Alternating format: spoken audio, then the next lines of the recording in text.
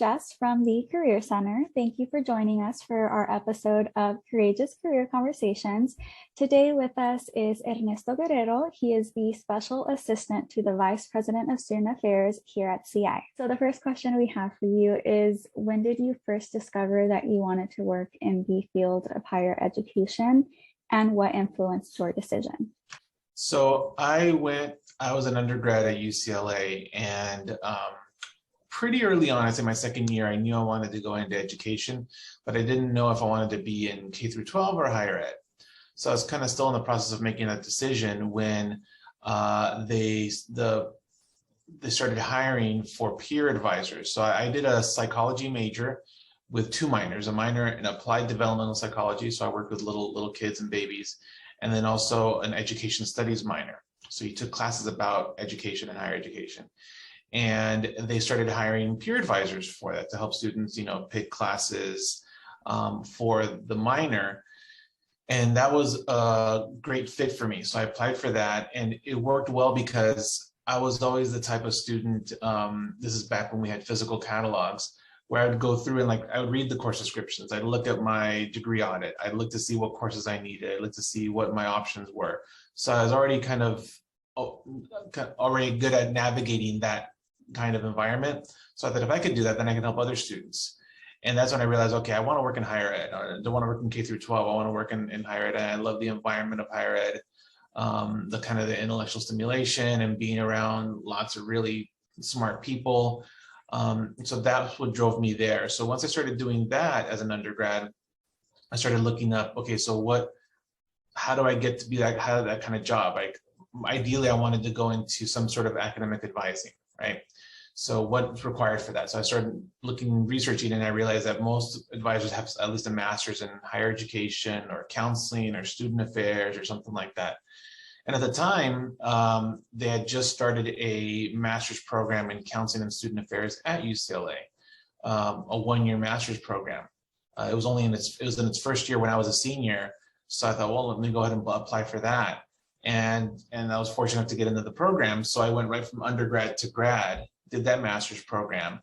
And that was great because I got to learn about, higher ed more broadly, not just academic advising, but other aspects of student services and student affairs. And in fact, we had to do an internship. So I did my internship in residential life, which is great because one, I got to learn about it. And two, I got to realize that I don't want to work in residential life.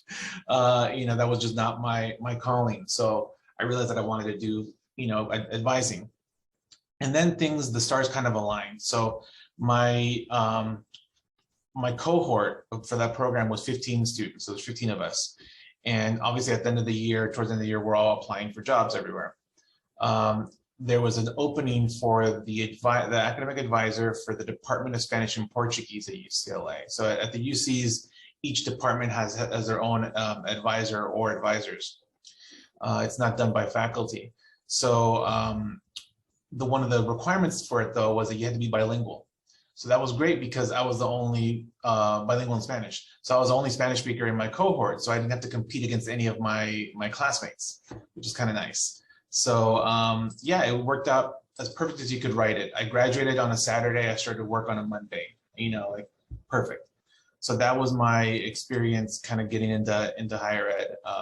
So basically I wanted to help students like myself. I'm first generation, Pell, eligible. My parents are from Mexico, didn't get beyond a middle school education in Mexico. So I really felt that, I felt that calling to help students like me who worked really hard to get to a university to be able to navigate that, because it is a struggle at first. It is a different world.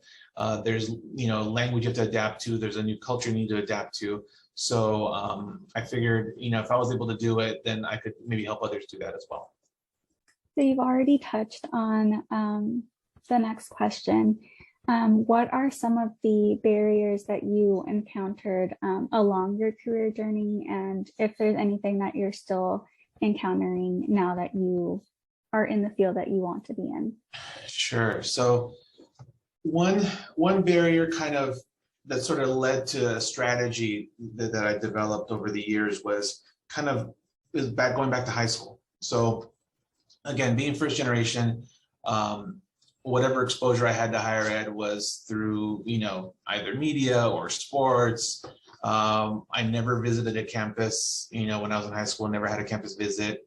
My first day stepping onto the campus at UCLA was actually my after I'd already been admitted, because I went to visit after I'd been admitted. So I'd never been to any college campus. So it was just kind of, again, reading catalogs. This is back pre-internet, so reading catalogs, reading pamphlets and things like that.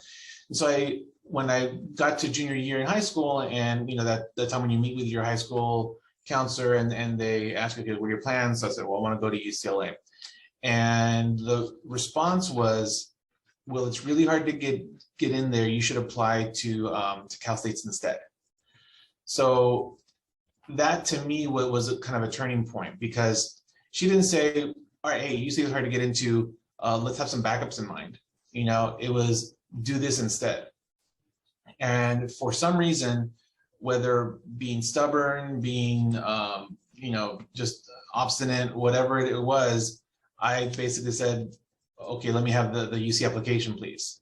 And basically I said, forget you, I'm going to do what I want to do. And I ended up applying to 3 UCs. And I got into all of them. So to me, that was a lesson in, like, don't necessarily take what someone else tells you as a given, kind of explore and think for yourself.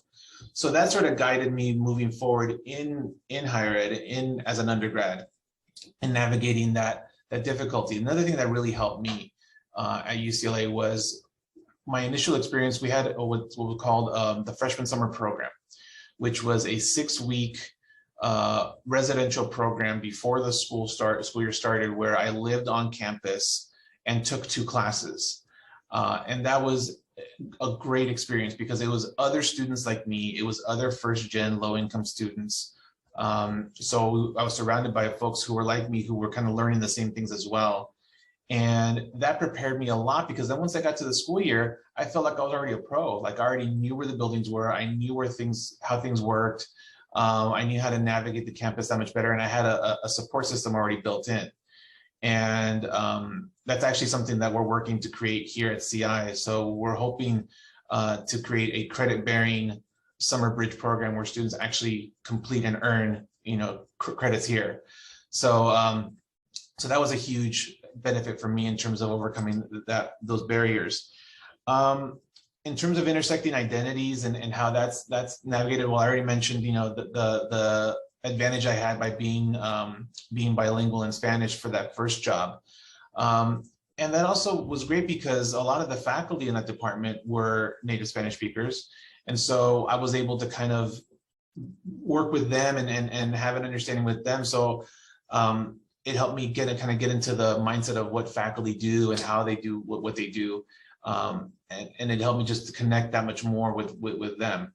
It also helped because then in any recruiting events, for example, if we go out to community colleges, I was always able to talk to prospective students or their families and speak to the parents, because I know my parents had some of those same concerns, me going off to college, that I'm sure a lot of parents have in general, but particularly first-gen parents who don't necessarily know what environment I'm sending my kid to, right? So kind of allaying some of those fears and some of those concerns, and saying, like, they're going to be fine. They're going to be okay. Don't worry about it. I was there. I was in that situation. So that's helped me kind of build some bridges, and that then resulted in different positions that I was in, me being kind of like the point person for some of those efforts, which was great. I'd say in terms of barriers career-wise, I think more recently, not necessarily related to intersectional identity, but more, I think going back to my experience of sort of trying to be guided away from applying to the schools I wanted to apply to, is there's been a lot of like policies and procedures and just processes that we have at the university that maybe need to be revamped or redone or at least revisited. And I think part of the barriers that I've seen is, and it's not just CI, but I think in a lot of university systems and in the CSU in particular, is trying to push different people, whether it's administrators or faculty, to kind of think beyond what's been done previously. Because I after working at UCLA, I worked there for many years, as you know, and I was I moved here into this position, or into CI, in 2016, and so I came with some experience from outside of the CSU system. So when I got here, a lot of things that I saw, I'm like, oh, we should be doing this instead, or maybe we should be trying this. And there's a lot of pushback initially to that. It's like, well, this is the way we've always done it. And so, you know, me trying to really push back on that and come back to, okay, well, what is going to work best for students? You know, what's going to be the best thing for students? Is the way that we're doing a particular thing the best way to do it for students? And that's been kind of sort of my go-to in the last, you know, few years that I've been here, in the last 6 years that I've been here, is really kind of push the university towards thinking beyond what we've done and what's always been done, and maybe what's possible, right? And putting the students first at that, and that's usually been the way to do it. So that's been some of the barriers that I've encountered, but it's kind of why I got into this job in the first place, was to kind of make those changes. So it's been great. It sounds like you've really found a career that kind of fits not just like what you wanted in a career, but also fits your personality and your interests. And if it's a lot of those things that you like wanted to, like you're helping so many students and families through the process that is higher education, which is a whole other ballpark if you're first gen and dealing with those intersecting identities. The last question is, through the journey that you've had, do you have any tips for students or alumni that will maybe encounter similar situations or barriers that you have faced? And were there any resources that have helped you? Yeah, definitely. I'd say, going back to kind of what I mentioned earlier, having that willingness to challenge the status quo, right? And having faith in yourself and that what you're doing is right? I call it sometimes like a positive sense of entitlement, right? That a lot of students who maybe are not first gen, that I kind of observed, that comes from that. And what I mean by that is, you know, normally if you say someone has a sense of entitlement, that's a negative, and of course it can be in many contexts. But I'm talking about, like, you know, when I would tell this to students as an advisor, I'd say, like, when you got your final grade back, right? A lot of students, especially first gen students, will just take that as a given. It's like, all right, well, that's the grade that I got. I would always say, go to your professor and go over your final exam, go over your entire grade. That doesn't mean you're saying they're wrong or they made a mistake, but you want to know for yourself so that you can learn from that, learn from those mistakes, and I want to know, like, how you came to that grade. And at the very least, you'll learn about what answers you gave wrong in the final, and how you can improve that. At the best case scenario, maybe there was a mistake, maybe there was a reconsideration that could happen, right? So, and I noticed that a lot of students who had family members who went to school had no problem going to faculty and asking, like, well, what about this, or what about this, or what about this? You know, again, in a way where you're trying to just get more information rather than saying, like, oh, you're wrong as a faculty member, right? So having that kind of positive sense of entitlement, also in sense of, like, always asking and finding out, well, hey, is there an exception to this rule? What if I did this? You know, can I substitute this course? Can I take this course instead? Can I take it at community college? Asking those kind of probing questions, right? And finding your ally and your advocate on campus that can look into that information for you, right? Is there a deadline extension? Can I petition this? Can I ask for a different accommodation? Things like that a lot of students, again, if you don't know the lingo and don't know how higher ed works, might not ever even think to do that, you know? So kind of learning to be your own best self-advocate, right? And finding those advocates on campus that will help you navigate that, right? So I think those are major tips that I would have for folks. I think I wrote down some notes here. finding other like-minded people. So like when you're in a work situation, and this is what I've tried to rely on, particularly here at CI, is if I see something that I think needs to be changed, I don't just go and be the sole person kind of pushing that. I try to find allies, right? So that's kind of a more of a political frame of which you can view this. So find other folks, maybe other folks who have more clout than you, more mojo, more pull, right? Maybe it's a faculty member, maybe it's an administrator, maybe it's another staff member, right? And talk to them about what your idea is, and you kind of build a coalition, right? So whereas you yourself pushing something might not be heard, you with many other people might be more likely to be heard, right? And then that way, not only does that push, forward what the idea that you wanted to push, but it also brings up your profile as well, right? And I think that works in any kind of workplace. And lastly, I would say, particularly on a campus like this that has a lot of commuter students, don't lose sight of the voice that you have, particularly in student government. I think student government has a huge role to play at any university. Fees are collected that the student government is responsible for and allocates. So how the student government uses those fees is you have a voice in that, right? So be a part of student government so that you can then make the change that you want possible.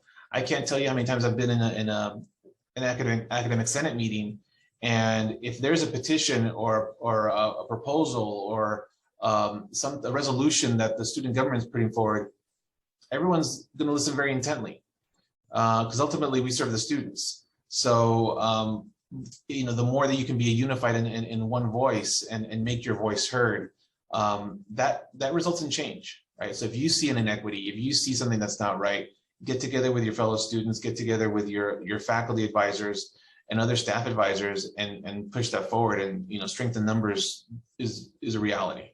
I love everything that you said. A little bit about myself. I am on a similar journey to yourself and what you went through. So I'm currently in the master's program for college counseling at CLU. And one thing that really resonated with me as you were saying all of this was Yoso's cultural wealth model. And I feel like a lot of marginalized communities have all of those things. We have aspirational capital, we have big goals and things that we want to accomplish. And, sometimes society is telling us like, no, you can't do that. We have oftentimes familial capital, navigational capital, navigating all of these systems that may not want us to succeed, but we're navigating through them and finding a way to do it. Linguistic capital, if we speak and understand different languages. Resistant capital, still striving, even though sometimes the system doesn't want you to. So I loved hearing all of that. And it's important aspects to consider as you're going into your career, because oftentimes you're told, like on your resume, you can only put down like tangible positions that you've had, but you also have a lot of these skills that that you can still put on your resume, even if it's not like an actual job description or a volunteer position that you had. But like you said, student government is such a great way to make your voice heard and all that. So it's just incredible. Totally. Yeah. And I think, Yoso has really kind of put that idea forward. And it's something that I think a lot of us who have gone through higher ed kind of understood that intuitively, she was able to put it kind of in the literature, right? In the language of the literature and the research. Yeah, I talk to students about this too, to say like, how when it's really, really difficult, to me, one of the things that I, took strength from was the idea that especially within first gen, within immigrant communities, one of the areas of strength to draw from is work ethic, right? How many people do we have in our families who work multiple jobs, who are just busting their butts every day and are hustling, whether it's just straight up in multiple jobs or trying to open a business, trying to open a taco stand, trying to open this, trying to open that, that ingenuity and that entrepreneurship is transferable, if you know how to transfer it, and it's not a liability. Same thing with language. I'm very fortunate that my parents spoke to me in Spanish and and continued that. And that has been a huge asset for me. I not only had, was able to get that first job because of that, I was able to, work on the side translating some children's books, and even then growing up, like I always felt like I had a leg up on vocabulary because I knew a lot, because I knew Spanish, I knew a lot of like Latin roots to words, it's like, simple things, like these are kind of, lame anecdotes, but even like say like, when using a technical term for chewing, like masticating, oh, masticar, it's like, oh, okay, so I knew what that meant without having to look it up, and I give you like a bunch of other examples. So like that just helped me in school, like, sound smarter and use more words. So like that was a cultural asset for me, And lastly, I want to say one thing that I learned, this is from a professor at UCLA when I was doing my doctorate, Danny Solorzano. He was on my committee for my dissertation. And there was a point in my dissertation where the topic was studying the effects of studying abroad on specifically on Latinx students. And I got pushback from the committee at first, saying like, why are you focusing on just that group? You should be looking at the entirety of the group. And he said something really interesting to me. This is like in the preliminary phase. And he said, look, these are just the prelims.